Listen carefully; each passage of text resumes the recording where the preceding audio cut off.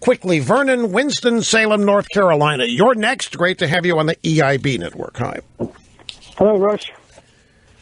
Hello. It's an honor to speak with you. Thank you, sir, very much. And I know it was kind of you to apologize for the long wait, but really, it's a pleasure. It's a pleasure to wait to speak with you. I really do appreciate it more than you know. Look, if Donald Trump gets the 1237 and he doesn't get the nomination, then there's going to be hell to pay. But if he doesn't get the 1237, then anything goes, and it's okay. It's part of the rules, and we got to be okay with that. True, but it depends on how it happens. If there is, no, this is crucial. If Trump, let's say, gets to 1200, he's 37 short, and they engineer a way to take it away from him, there's going to be hell to pay. Because 1200 minus 12, the rule's the rule, but the preference will have been expressed by the voters. Well, the preference will be... And if they give it to somebody, they won't give it to Cruz. If this happens, you can forget about Trump or Cruz winning. They're going to give it to somebody who hasn't gotten very many votes, or any. You wait. That's what's going to... If that happens, you've got chaos. Then I agree. There'll be chaos.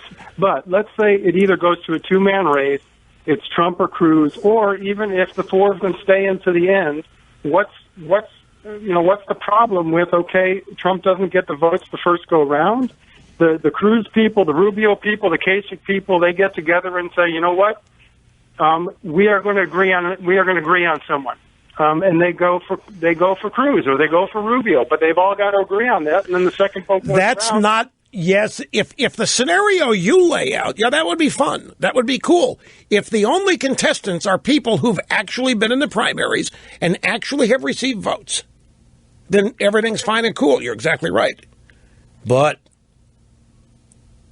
if at Mordor they decide to throw in somebody who has not been in the primaries or who was in the primaries and barely showed up, if they try to give it to Jeb, they try to give it to Paul Ryan, if they ask Mitt Romney to come in and then exert pressure on delegates to vote for their guy, then you're going to have, and that's what they want to do. That's why everybody's upset about this. If it was, as you spell it out, nobody gets to 1237, so we go to the convention, the first ballot, everybody votes the way they're supposed to. After that, the horse trading begins. Yeah, baby, that can be fun. I think in that scenario, the establishment knows that Trump probably has more to offer these delegates than anybody else does. They're worried about that. That's why they're going to move in there and try to exert their pressure. But Vernon, don't doubt me. That occasion that you described, the establishment is praying for it. That's what Kasich winning Ohio stands for. It's what it represents. And they do not want to do that. They're going to cause a walk. However this happens, folks, the odds are after this is all over, the Republican Party is not going to look like it looks today. It's going to be reconstituted somehow.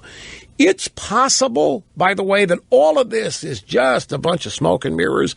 It's possible that the party is going to unify behind the biggest vote getter and realize once we get to Cleveland that, hey, you know what? We're not the problem.